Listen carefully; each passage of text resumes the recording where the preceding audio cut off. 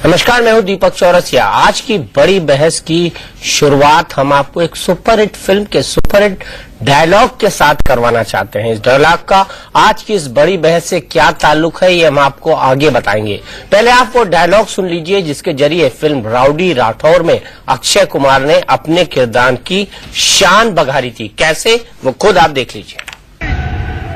Don't angry मी, जो मैं बोलता हूं वो मैं करता हूं, और हाँ, जो मैं नहीं बोलता हूं वो मैं डेफिनेटली करता हूं।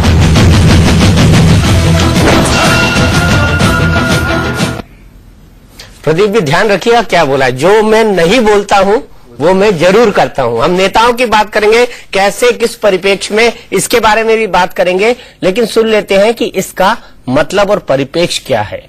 डेफिनेटली मैं वो करता हूं जो नहीं बोलता हूं। आपको नहीं लगता कि ये डायलॉग हमारे नेताओं पर बिल्कुल फिट बैठता है?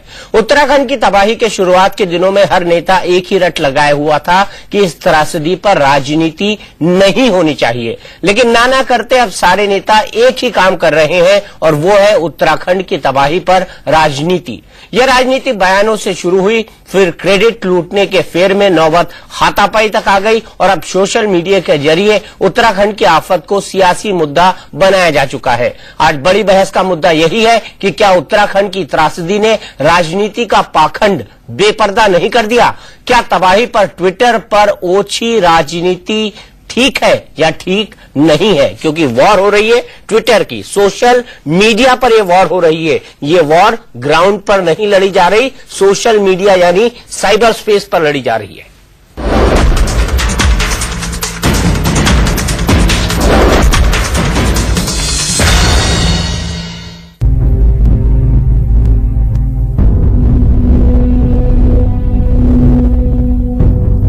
उत्तराखंड में सैकड़ों लाशें अंतिम संस्कार का इंतजार कर रही हैं। भूखे प्यासे लोगों को सरकारी मदद का इंतजार है।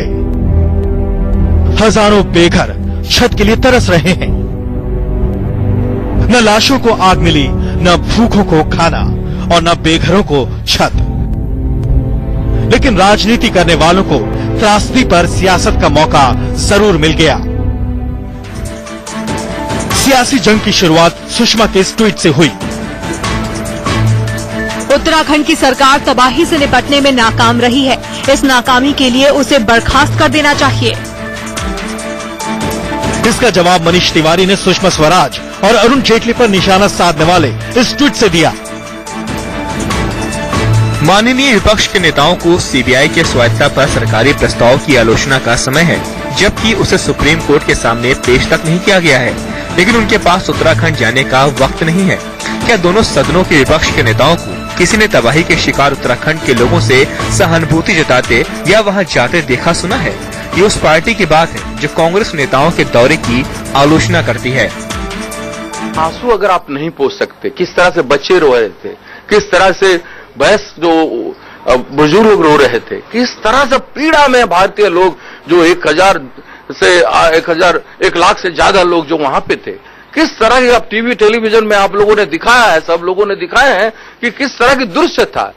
उसके बाद भी आज इतने दिन हो गया, जो लोग गए नहीं। कुछ देर बाद सुषमा का जवाब आया।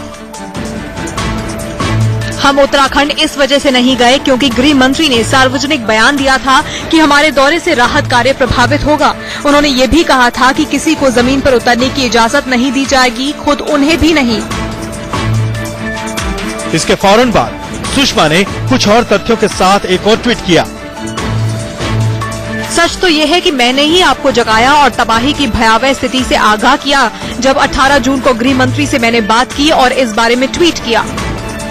जो व्यक्ति आदेश का पालन कर रहा है उसके विषय में आप प्रश्न चिन्ह लगा रहे हैं। जो व्यक्ति कायदा कानून तोड़कर वहां पहुंचता है, आईटीबीपी का गेस्ट हाउस खाली कराया जाता है, एनडीएमए की 8 साल तक बैठक नहीं होती, प्रशासन के बीच में, राज्य प्रशासन और केंद्रीय प्रशासन के बीच में कोई कोऑर्डिनेशन नहीं है, जो उन चीजों पे प्रश्न कर रहा है वो राजनीति कर रहा है। सुषमा का गुस्सा ठंडा नहीं हुआ और अगले ट्वीट में उन्होंने उत्तराखंड सरकार को बर्खास्त करने की मांग कर डाली। जो संकट के समय शासन नहीं चला सकते, उन्हें सरकार में एक दिन के लिए भी बने रहने का हक नहीं है। दरअसल कांग्रेस पार्टी खुद एक राष्ट्रीय आपदा है और ऐसी राष्ट्रीय आपदा है जिसने कि देश में कई तरह की समस्याएं खड़ी करी है। इसलिए देश को जब तक कांग्रेस पार्टी की से निपटना होगा और कांग्रेस पार्टी से निजात दिलाना होगा देश को।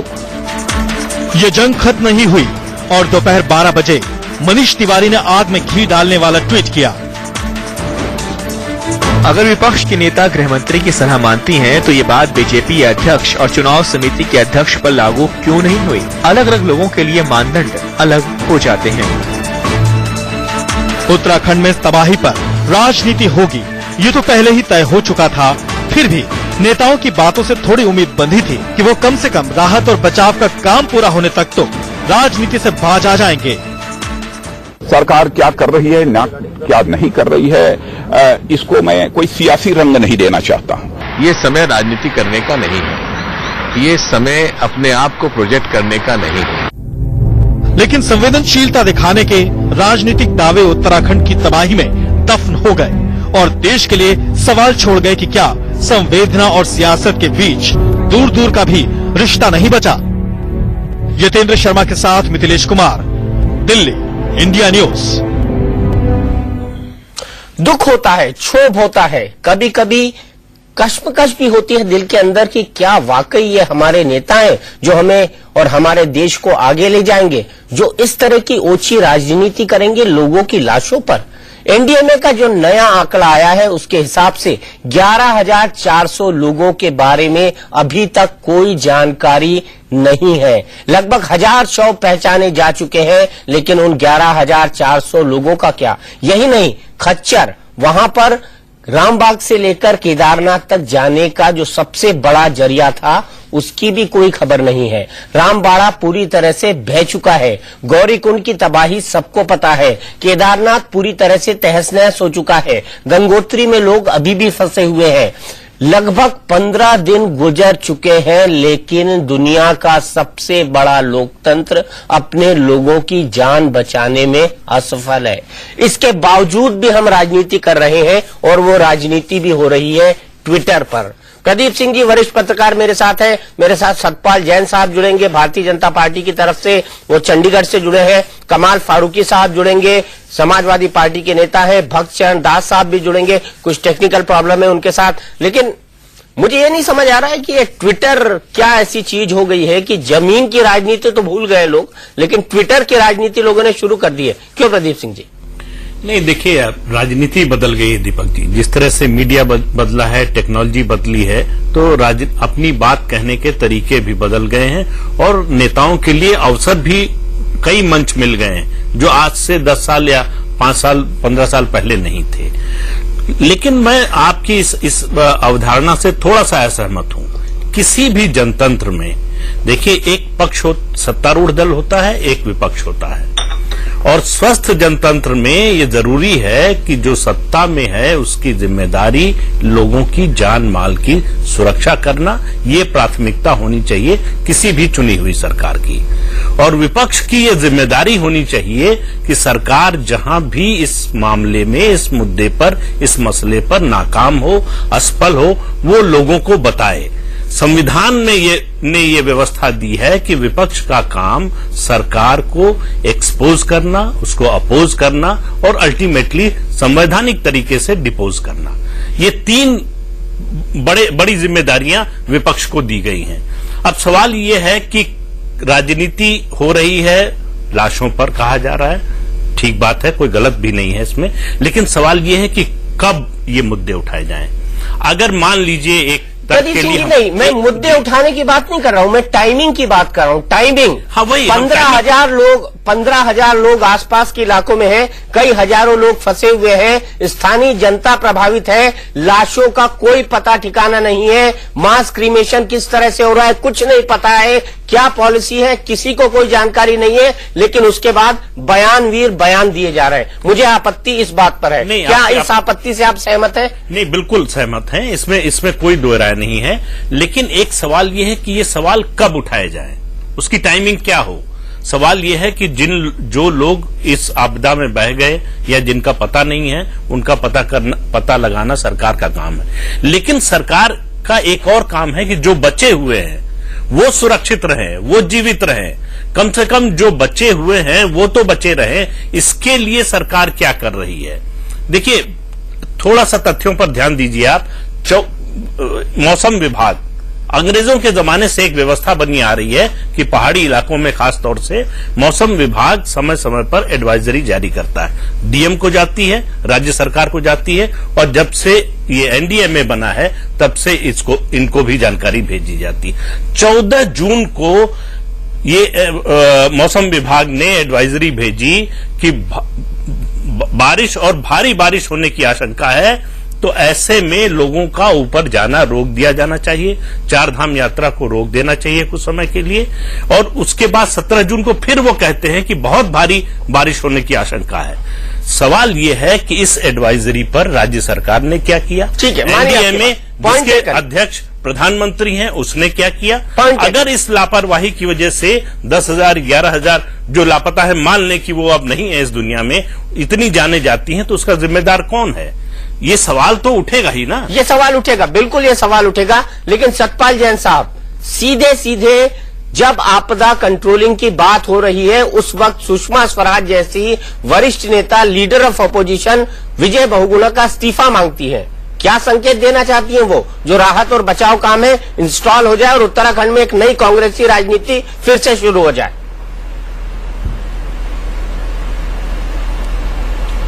आपने इस कार्यक्रम के शुरू में जो सारी भूमिका बांधी है और जो वहां के हालात आपने दिखाए हैं, मैं समझता हूं कि वो हालात स्वयं में श्रीमती सुषमा स्वराज ने जो टिप्पणी की है उसके औचित्य को साबित करते हैं। सुषमा स्वराज जी सबसे पहली नेता थी जिन्होंने 18 जून को केंद्रीय गृह मंत्री को फोन करके बताया कि आपकी सरकार उत्तराखंड की आपको सही जानकारी नहीं दे रही है, वहां पूरा का पूरा क्षेत्र बह गया है, हजारों लोग मारे गए हैं। और उसके बाद सारे देश का ध्यान उसकी तरफ खींचा गया। श्रीमती सुषमा स्वराज ने अपने ट्विटर पर जो भी लिखा है उसमें आपको सिर्फ एक वाक्य पर आपत्ति है कि उन्होंने ये क्यों कहा कि जो सरकार अक्षम है उस सरकार को डिसमिस किया जाना चाहिए। जो सारे तथ्य आज सामने आए हैं दीपक जी, वो बहुत ही, मैं ये शब्द का इस्तेमाल कर रहा हूं, शर्मनाक हैं।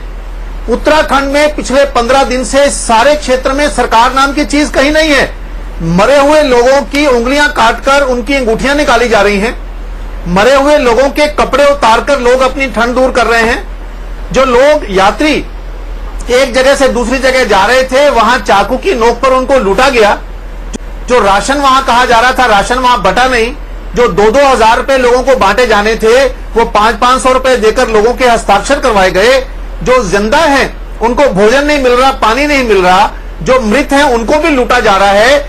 ऐसी स्थिति में एक अक्षम सरकार को अगर अक्षम कहा गया है और उस सरकार के बारे में यह कहा गया है कि ऐसी अक्षम सरकार को एक दिन भी सत्ता में रहने का हक नहीं है, तो मैं समझता हूं कि श्रीमती सुषमा स्वराज ने जो वास्तविक स्थिति है उसका ही प्रकटीकरण किया है और देश की जन भावनाओं को लोगों के सामने लाने का प्रयास किया है।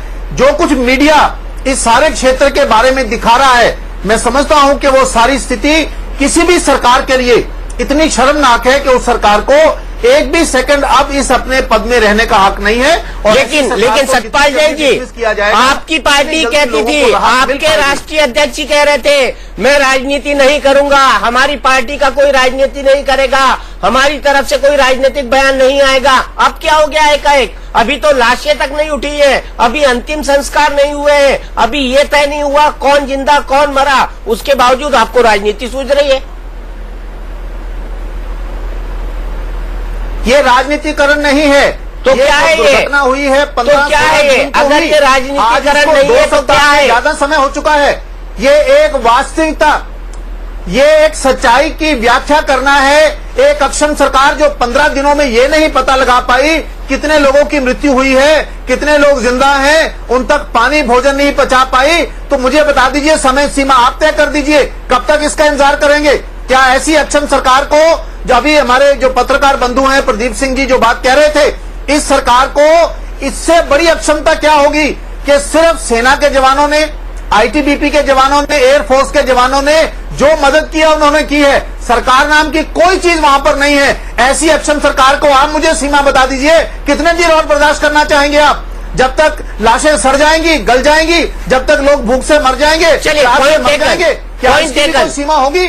मैं आगे चलता हूँ। नहीं निकाल पा रही है, इसलिए सरकार को चलने दिया जाए। मैं कमाल भाई के पास चलता हूँ। को ना बताया जाए। सच्चाई बताना राजनीति नहीं है, सच्चाई छुपाना राजनीति है। अच्छा, सच्चाई छुपाना राजनीति है, मतलब आप मान रहे हैं कि अगर मैं सच्चाई छुपाऊंगा तो मैं राजनीति कर रहा हूं?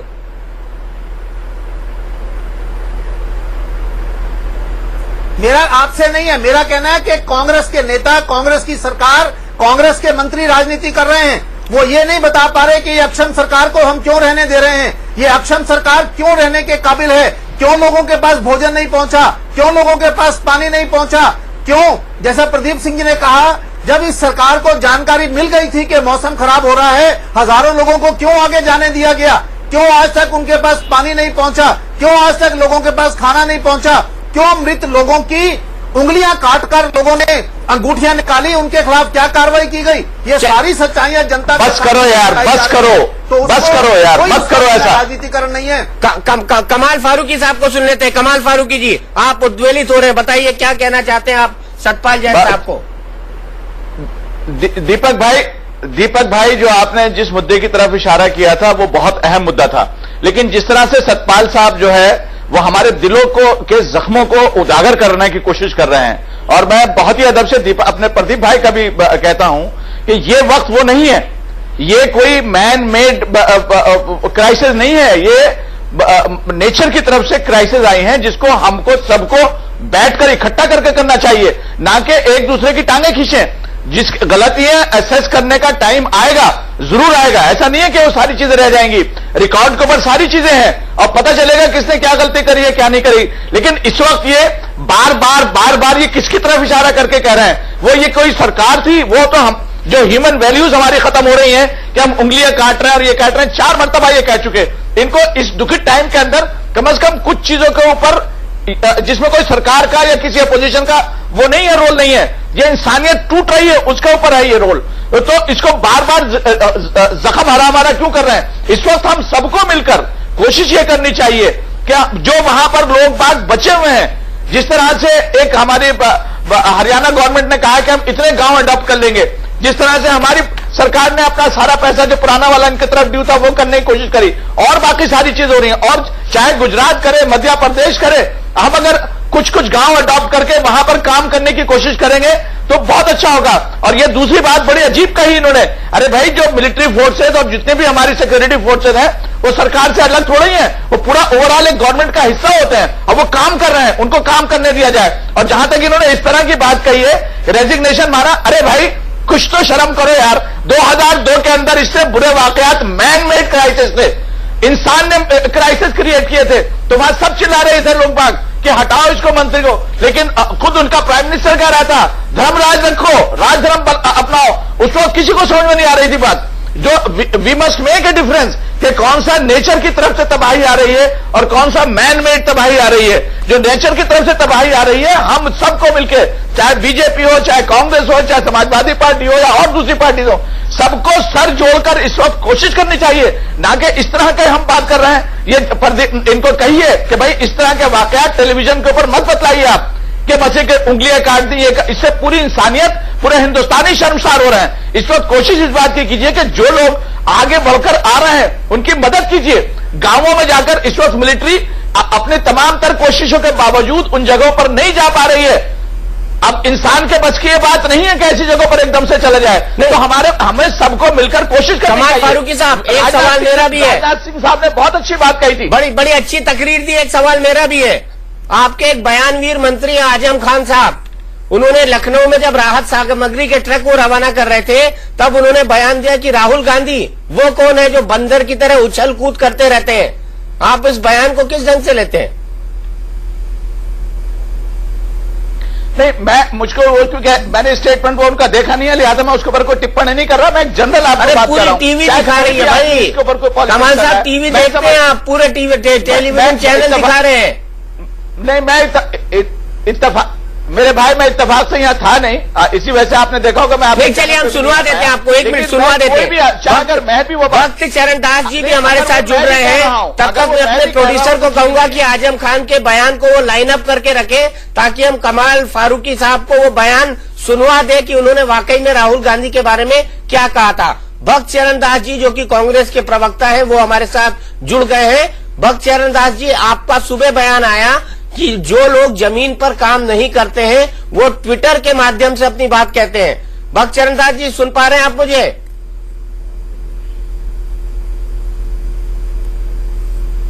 भक्त चरण दास जी, आप मुझे सुन पा रहे हैं?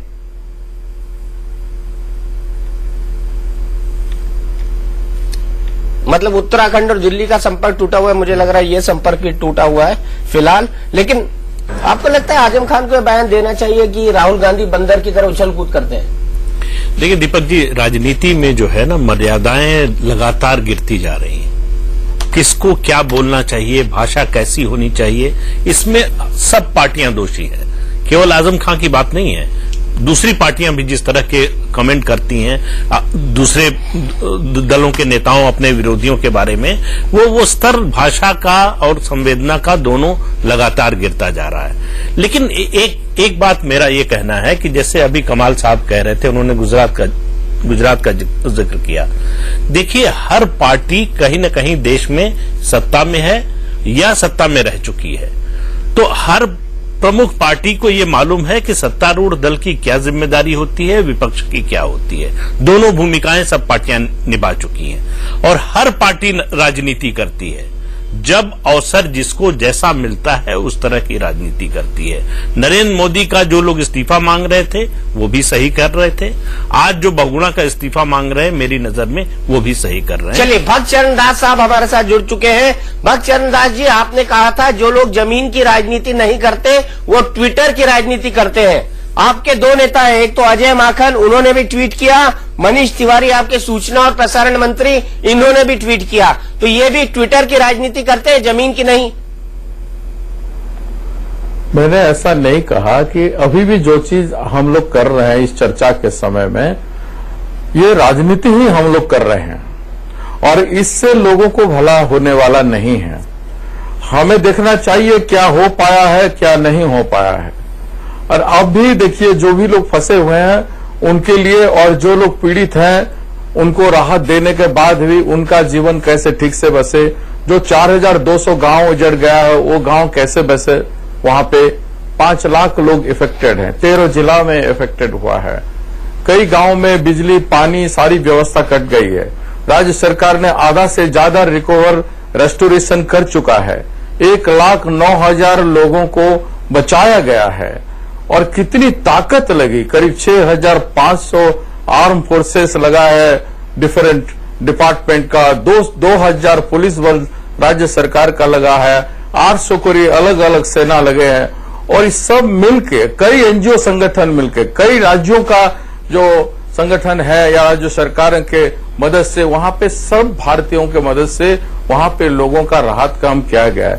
ऐसा राहत की व्यवस्था भारतवर्ष क्या दुनिया में भी इतने कम अवधि में 10 के 12 दिन में इतने लोगों को रेस्क्यू किया गया, ये कोई मामूली बात नहीं है। चलिए 1 मिनट, भक्त चरण दास जी सीधे चलते हैं देहरादून, सीधे चलते हैं देहरादून। माफ कीजिएगा, मैं आपको 1 मिनट के लिए रोक रहा हूं क्योंकि आपकी सरकार के मंत्री दिनेश अग्रवाल जो कि नियोजन मंत्री है उत्तराखंड के, वो हमारे साथ है।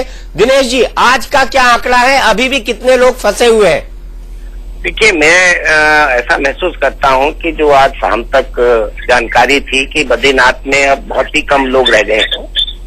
पिथौरागढ़ जनपद में करीबन 600 लोग हैं जिनको निकालना बाकी है। वहां पर मौसम साथ नहीं दे पा रहा है। मेरी शाम को ही वहां के डीएम से बात हुई थी और जो कठिन परिस्थितियां हैं उसमें भी जो स्थानीय लोग हैं अब उनको भी निकालना आवश्यक हो गया है।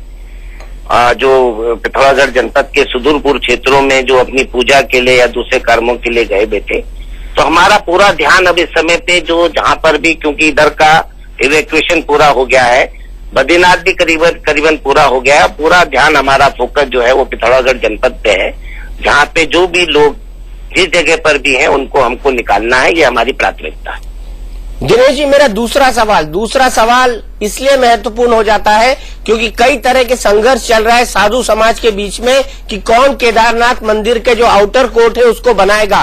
सरकार ने इस पर क्या फैसला किया है? केदारनाथ का जो मंदिर है उसके बाहरी जो ढांचा बना हुआ था, क्योंकि मंदिर तो सुरक्षित है, उसको कौन बनाएगा, कब बनाएगा, कब से उसका जीर्णोद्धार शुरू होगा?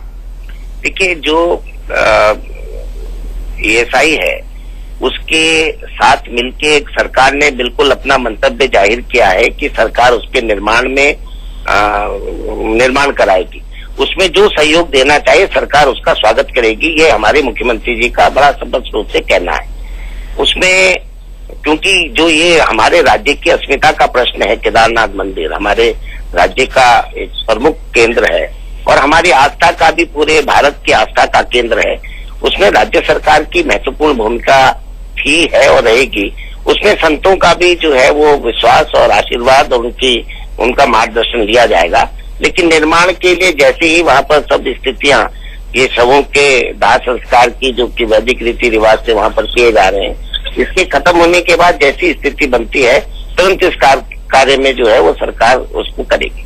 सरकार के ऊपर दबाव है साधु संतों के एक समुदाय, खासकर शंकराचार्य स्वामी स्वरूपानंद का, कि रावल समाज को वहां की पूजा से हटाया जाए। क्या सरकार रावल समाज के लोगों को वहां की पूजा से हटाएगी? देखिए, ये तो साधु संतों का अपना अपना दृष्टिकोण है। सरकार वो करेगी जो सर्वथा उचित होगा, उसमें सभी का। नहीं, मैं वही तो जानना चाह रहा हूँ कि उचित क्या है सरकार की दृष्टि से। साधु संतों की बातें तो हम लगातार सुन रहे हैं, मैं यही जानना चाह रहा हूँ आपसे दिनेश जी कि क्या उचित है सरकार की नजर में? नहीं, देखिए, इसमें सभी का मार्गदर्शन प्राप्त करके ही इसमें कोई निर्णय लिया जा सकता है। इसमें कोई जल्दबाजी की बात नहीं है। इसमें क्योंकि अलग अलग विचार आ रहे हैं, अलग अलग लोग अपनी बातों को कह रहे हैं, तो सबकी बातें मनन चिंतन करके सरकार उचित समय पे निर्णय लेगी। क्या रोड मैप होगा केदारनाथ मंदिर के जीर्णोद्धार का? कब तक पूरा कर पाएंगे आप? नहीं, शीघ्र, क्योंकि जो विकट परिस्थितियां हैं उसमें निर्णय लेकर जो है, जो भी हमारी राष्ट्रीय जो हमारी पुरातत्व की टीम है वो आएगी, उसको देखेगी और उसके बाद साधु संतों का भी उसमें आशीर्वाद लेके जल्द से जल्द उसको कराने की प्राथमिकता हमारी है और उसको हम करेंगे। आखिरी सवाल, एनडीएमए ने आज कहा है, नेशनल डिजास्टर मैनेजमेंट अथॉरिटी ने यूएन का हवाला देकर 11,400 लोग लापता है।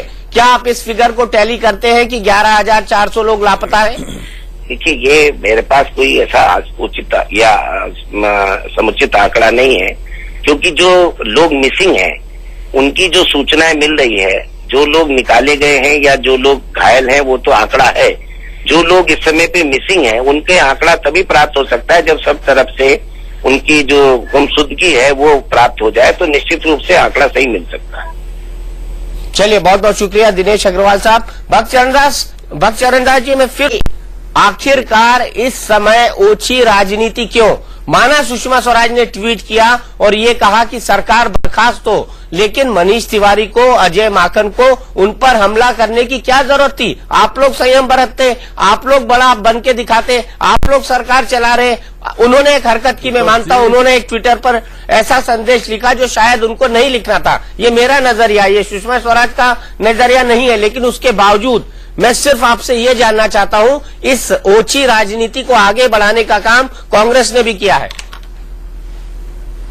दीपक जी, हम तो बहुत धैर्य के साथ आपकी बात सुन रहे हैं। जो लोग इतना बड़े ऑपरेशन को रिकॉग्नाइज नहीं करके इस्तीफा मांग रहे हैं, वो लोग अपना दामन में पहले झांक के देखना चाहिए।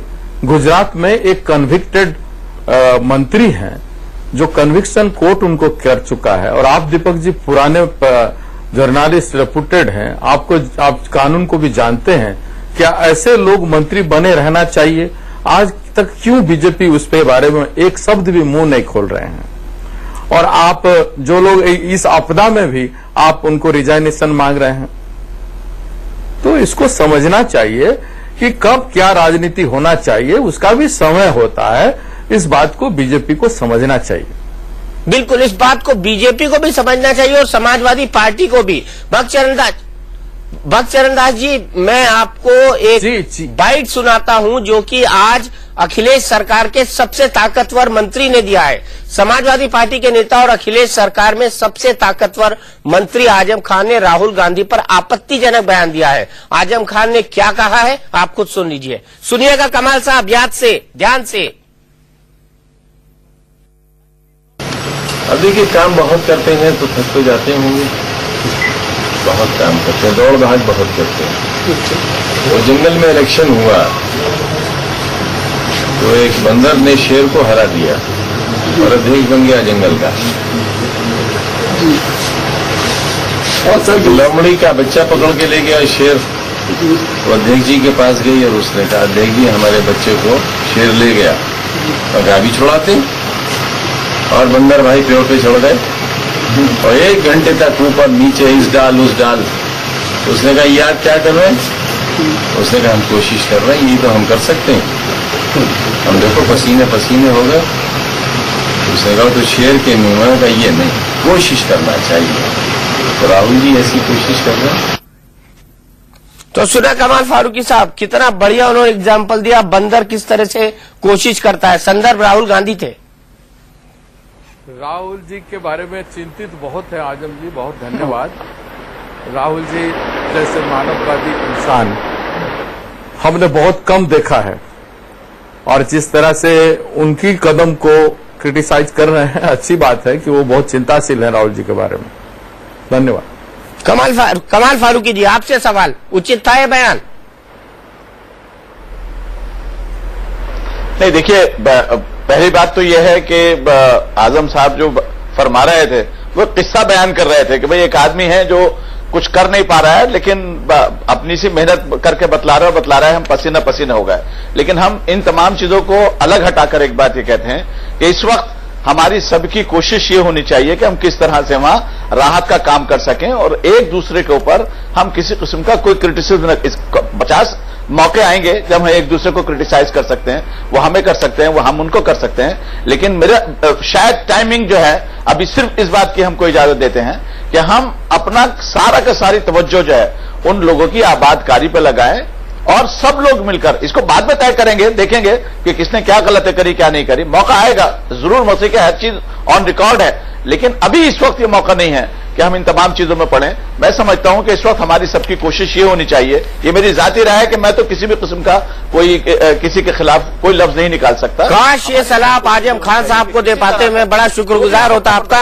लेकिन मुख्तार अब्बास नकवी साहब, भारतीय जनता पार्टी के वरिष्ठ नेता, हमारे साथ टेलीफोन लाइन पर जुड़ गए हैं, जिन्होंने बताया है कांग्रेस को राष्ट्रीय आपदा। नकवी साहब, कांग्रेस राष्ट्रीय आपदा क्यों है? भक्त चरण दास जी सुनना चाहते हैं। देखिए, सबसे पहली बात तो दीपक जी ये है कि हमने शुरू से जो स्टैंड हमारा था वो ये था कि राहत पर राजनीति और सैलाब पर सियासत नहीं होनी चाहिए, और इस बात को हम शुरू से ये बात कहते रहे, कांग्रेस पार्टी के मित्रों को भी ये बात बताते रहे। लेकिन आपको याद होगा कि राजनाथ जी गए, नरेंद्र मोदी जी गए, और जिस दिन गए उस दिन, उसी के दिन पूरी की पूरी कांग्रेस पार्टी, और कांग्रेस पार्टी नहीं बल्कि पूरे के पूरे मंत्रियों का पूरा अमला एक साथ खड़े होकर के और पानी पी पी करके उसका पूरा आलोचना करता रहा, पूरा गालियां देता रहा। कभी कहता रहा कि ये डिजास्टर टूरिज्म पे गए हैं, कभी कहता रहा कि ये छिचोरी राजनीति है, कभी कहते रहे कि सुरक्षा एजेंसी जो काम करने वाली एजेंसियां हैं उनके बीच में तालमेल नहीं है, इसकी वजह से जो है वो आपदा की राहत में तमाम तरह की समस्याएं आ रही। ये तमाम तरह की चीजें खुद कांग्रेस पार्टी ने शुरू की, और जब मोदी जी भी गए, मोदी जी ने कभी ये नहीं कहा कि हम यहाँ पर राजनीति करना है, लोगों में विश्वास कायम करना।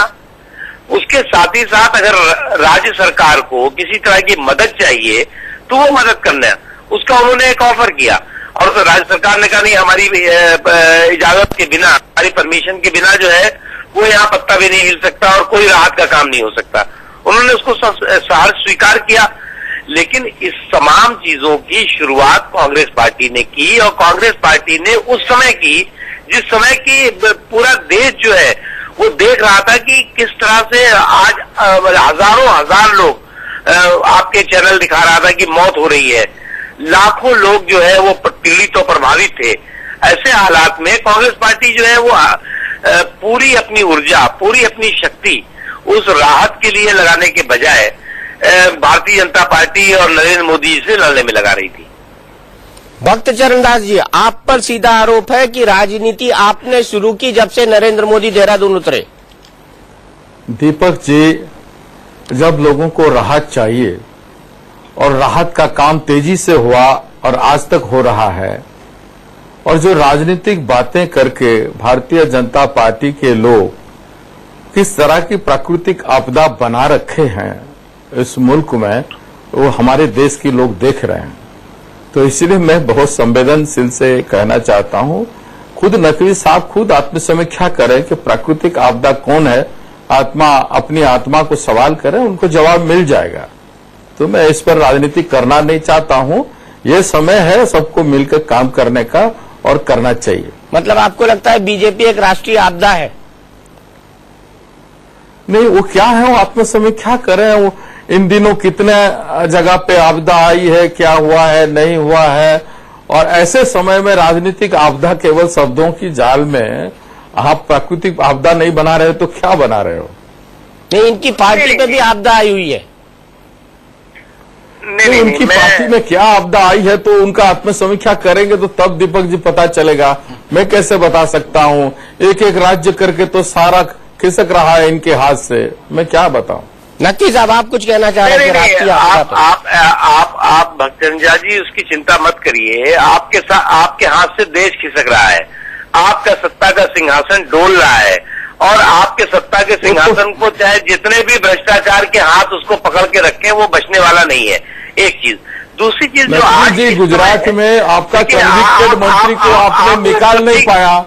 आज आप कर्नाटक में रेड्डी ब्रदर्स को अरेस्ट होने के बाद, जेल जाने के बाद टिकट दिया, और वहाँ क्या हुआ?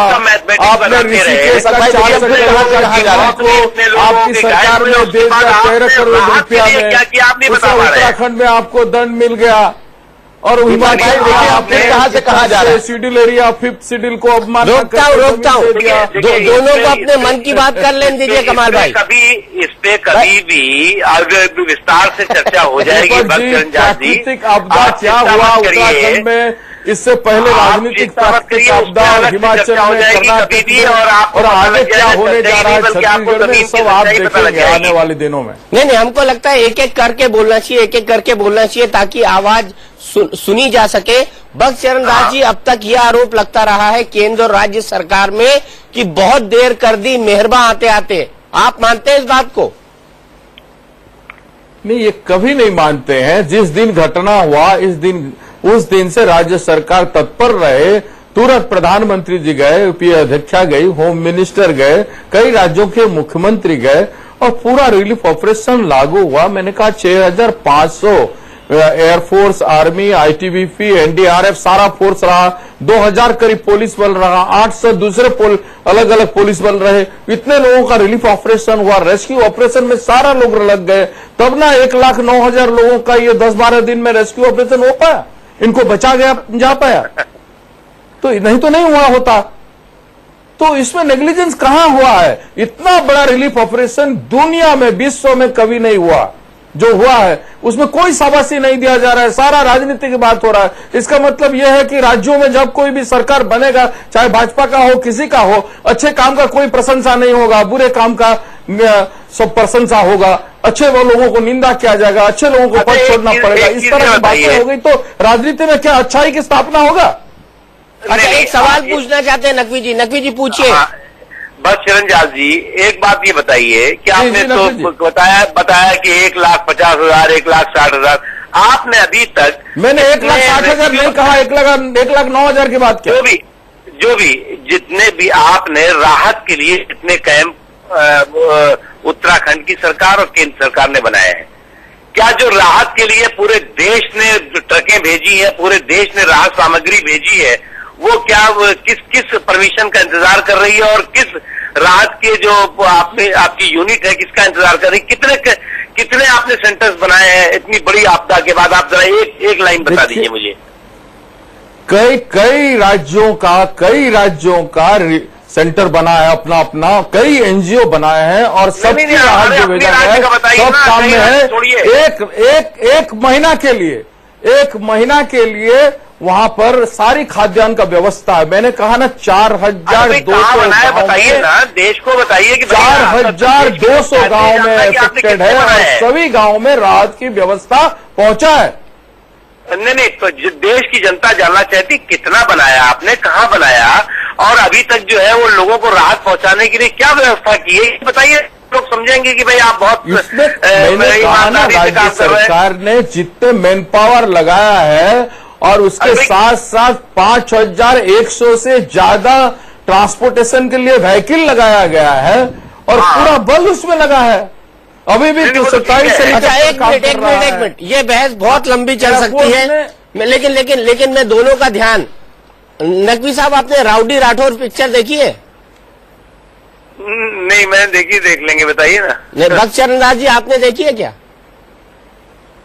मैंने सुना, आपने जो कहा वो सुना मैंने, देखा। नहीं, मैं आपको सुनाता हूँ राउडी राठौर का एक डायलॉग, फिर उस पर हम बात करेंगे। राउडी राठौर का डायलॉग एक बार फिर से पेश किया जाए।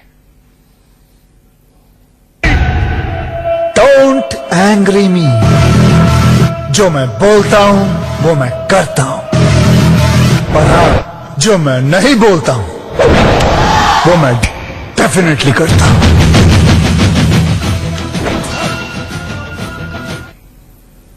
जो मैं नहीं बोलता हूं वो मैं डेफिनेटली करता हूं। सभी नेताओं ने कहा था कि इस पर राजनीति नहीं होगी, लेकिन सब राजनीति कर रहे हैं। So don't angry public. Mukhtar ji, क्या कहेंगे आप? नहीं, देखिए, मौत की मैथमेटिक्स और राहत पर रोक, ये दो इनकी बहुत बड़ी उपलब्धि है पूरे के पूरे जो आपदा आई उसमें। इसलिए हम तो शुरू से ये बात कहते हैं कि नहीं होनी चाहिए। वो आपने जो इस फिल्म का डायलॉग सुनाया वो ठीक बात है, राउडी राठौर का जो डायलॉग सुनाया वो ठीक है, लेकिन मैं आज की तारीख में हम सब लोग एक बात से दुखी हैं कि कांग्रेस पार्टी आज भी ये नहीं बता पा रही है कि उसने राहत के लिए कौन सा उसका, चलिए ठीक है 8-9 सालों में उसकी जो आपदा से संबंधित कमेटी है उसकी मीटिंग नहीं हुई, कोई उसने योजना नहीं बनाई, वो एक अलग विषय है। लेकिन आज जो है वो इसके बाद भी उसने कौन सी योजना बनाई? केवल एक योजना दिखाई पड़ी कि उनके युवराज 7 समुद्र पार से आते हैं, आने के बाद जो है वो एक बहुत बड़ा जो है बैंड बाजे के साथ जश्न होता है, और जश्न होने के बाद युवराज फोटो खिंचाने के लिए पहुंच जाते हैं वहां पर। उसके बाद पूरी कांग्रेस का अमला कहने लगता है कि और नेता क्यों नहीं गए। उससे पहले कह रहा था वही अमला कि ये नेता क्यों गए, उसके बाद कहने लगा कि ये नेता क्यों नहीं गए।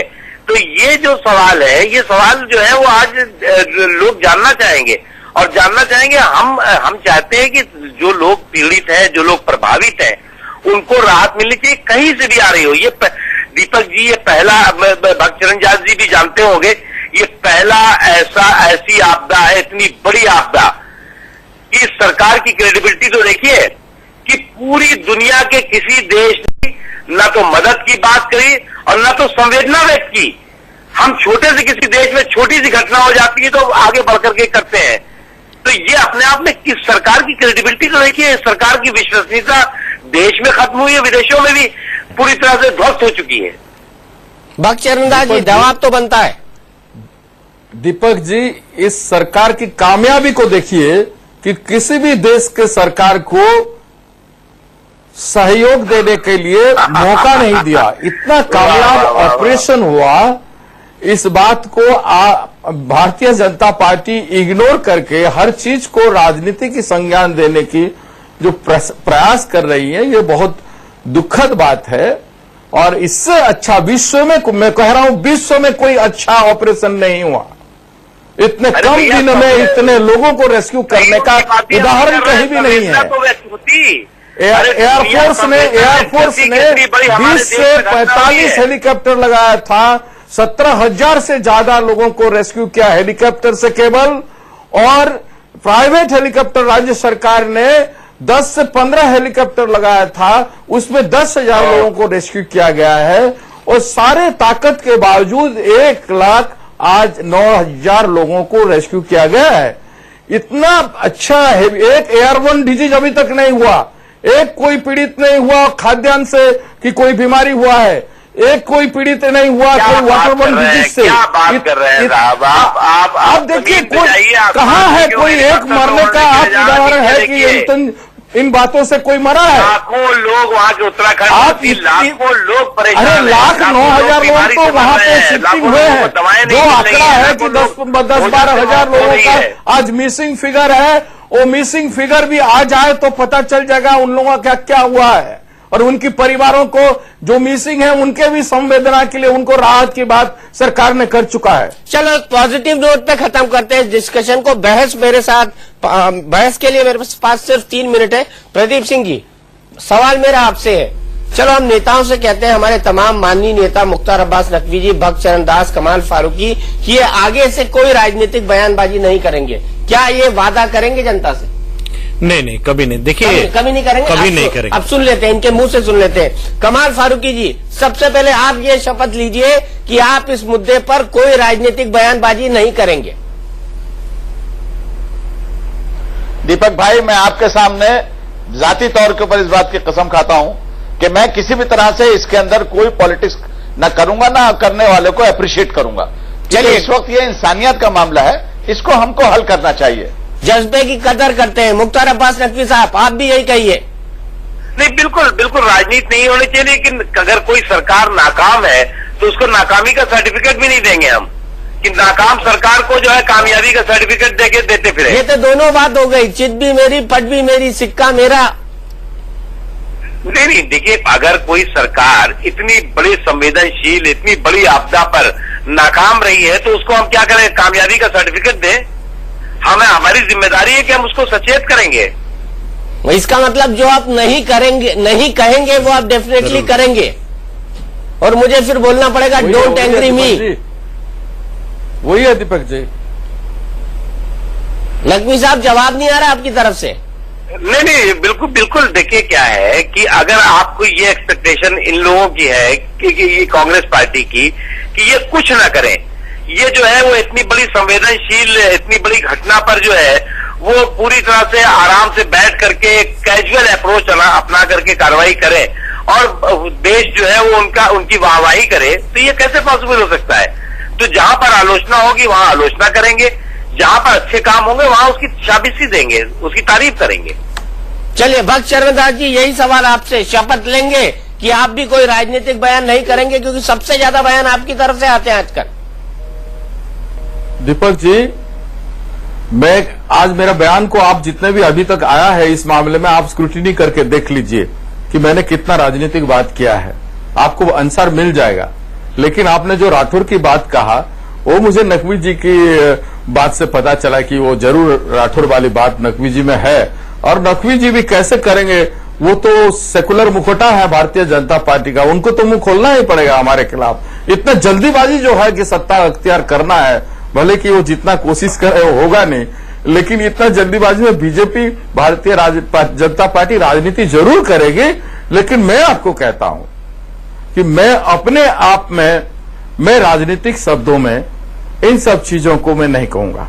लेकिन चलते चलते एक बात भक्त चरण दास जी आपसे कहना चाहता हूं, आपकी हिंदी बड़ी शानदार हो गई है। नहीं, आप लोगों का दुआ है ना, इतना पुराने दिन से आप लोगों ने कुछ कुछ शिक्षा दिया है, हम लोग कुछ बातें हुई है। चलिए, आप तमाम मेहमान हमारे साथ जुड़े, उम्मीद हम यही करते हैं कि कम से कम तबाही पर, कम से कम विनाश पर, कम से कम महाप्रलय पर, कम से कम त्रासदी पर, कम से कम जो विनाश लीला हिमालय से आई है उतरकर उत्तराखंड पर, उस पर किसी तरह की राजनीति न हो। बाकी का विवेक हम इन राजनीतिक दलों और राजनीतिक नेताओं पर छोड़ते हैं। इंडिया न्यूज पर खबरों का सिलसिला लगातार जारी है।